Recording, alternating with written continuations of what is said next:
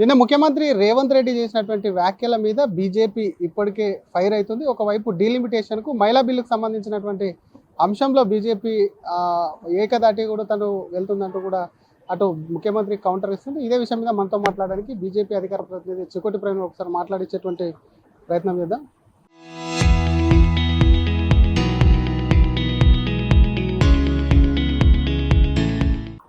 మహిళా బిల్లు కానీ డీలిమిటేషన్ సంబంధించి కానీ ఎందుకంత తొందరగా వెళ్తుంది బీజేపీ? దాని మీద పూర్తిగా లోతైన చర్చ జరగాలని అంటున్నారు. దానికి ఏం చెప్తారు? ఏం చెప్పేది ఏముంది, దేశం అభివృద్ధి బాటలో నడవాలి.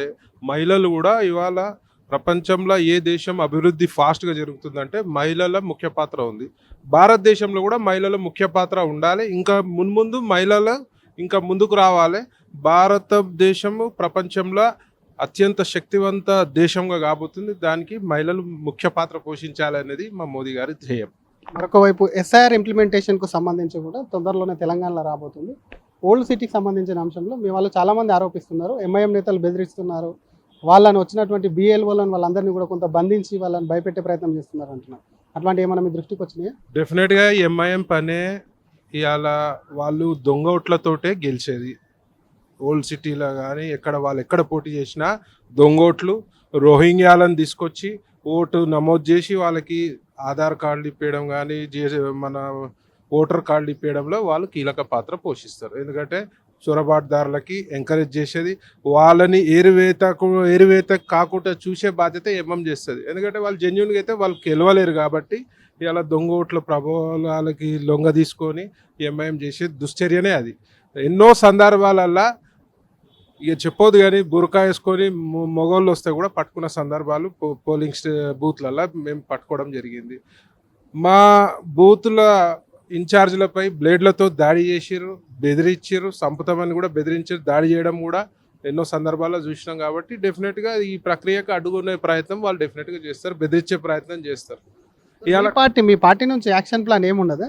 డెఫినెట్గా దీనిపై మేము పోలీస్ శాఖ కానీ లోకల్ మున్సిపాలిటీకి కానీ గట్టిగా మేము చెప్పడం జరుగుతుంది. ఎక్కడ కూడా ఈ యొక్క ప్రక్రియకు అడ్డుపడకుండా చూసుకోవాలని చెప్పి పోలీస్ శాఖ ముఖ్యంగా వాళ్ళు ప్రేక్షక పాత్ర వహించకుండా పనిచేయాల్సిన పని.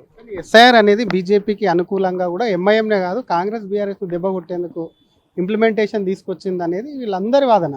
ఇలా ఏ దొంగ ఓట్లు, అన్ఆథరైజ్డ్ ఓట్స్ తీసేయాలనేదే దాని ముఖ్య ఉద్దేశము. వీళ్ళకి కాంగ్రెస్ బీఆర్ఎస్కి బీజేపీ ఏం చేసినా నొప్పిలేస్తుంది. ఫస్ట్ ఏ మంచి పని చేసినా నొప్పిలేస్తుంది. జెన్యూనిటీ అనేది ఉండదు. వాళ్ళు డబ్బులకు కానీ మందు ఓసి కానీ ప్రలోభాలకు గురి చేసి ఓట్లు తీసుకునే ప్రయత్నం చేస్తారు. మళ్ళీ ఎస్ఐఆర్ ప్రక్రియలో మరి దొంగ ఓట్లు పోతే మరి వీళ్ళకేం లాభం ఉంటుందో ఉంటే దొంగ ఓట్లు అందరికీ తెలిసిన విషయమే.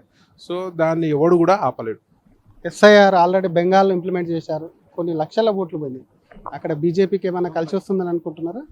జెన్యూనిటీ అది బీజేపీకి కలిసి వస్తుందా కలిసి రాదా, ఎవడైతే దొంగోట్లు చేయించుకుంటో వానికి వచ్చే బెనిఫిట్ కాకుండా డెఫినెట్గా ఈ ప్రక్రియ అడ్డుపడుతుంది. ఎందుకంటే జెన్యూనిటీ ఉండాలనేదే బీజేపీ ధ్యేయం.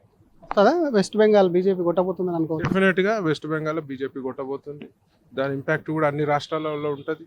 రానున్న రోజులలో కాంగ్రెస్ అనేది భారతదేశంలో ఉండబోదు. కాంగ్రెసే ఉండదా? కాంగ్రెస్ అనేది ఏ రాష్ట్రంలో కూడా అధికారంలో ఉండదు. తెలంగాణలో ఉంది అది ఇప్పుడే తెలంగాణ ఇప్పుడు ఉన్నది కానీ మున్ముందు మాదే రాజ్యం. ఇక్కడ కూడా తెలంగాణలో కూడా డెఫినెట్గా మా రాజ్యం. కేరళ తమిళనాడు ఎలక్షన్కి సంబంధించి పుదుచ్చేరి, అస్సాం వాటిలో ఎలా ఉండబోతుంది రిజల్ట్? డెఫినెట్గా పుదుచ్చేరిలో కానీ అస్సాంలో కానీ వన్ సైడ్ తమిళనాడు కేరళ చూడవలసింది రిజల్ట్స్. Thank you sir. ఇది ఎస్ఐఆర్ మీద ఎంఐఎం నేతలు బెదిరిస్తున్నారు, దాన్ని అడ్డుకుంటాము, బీజేపీ డెఫినెట్గా ఓట్లకు తగిన గుణపాఠం చెప్తుంది అని చెప్తుంది. మరొక పక్క మహిళా బిల్లు మీద పొంతం లేని సమాధానాలు చెప్తున్నారని చెప్తుంది. అసలు ఇప్పుడు జరిగేటువంటి అన్ని రాష్ట్రాల ఎన్నికల్లో కూడా బీజేపీ విజయం సాధించబోతుంది అంటూ కూడా బీజేపీ రాష్ట్ర అధికార ప్రతినిధి చికోటి ప్రవీణ్ అంటున్నారు. కెమెరామెన్ గజపతో శ్రీధర్, RTV, హైదరాబాద్.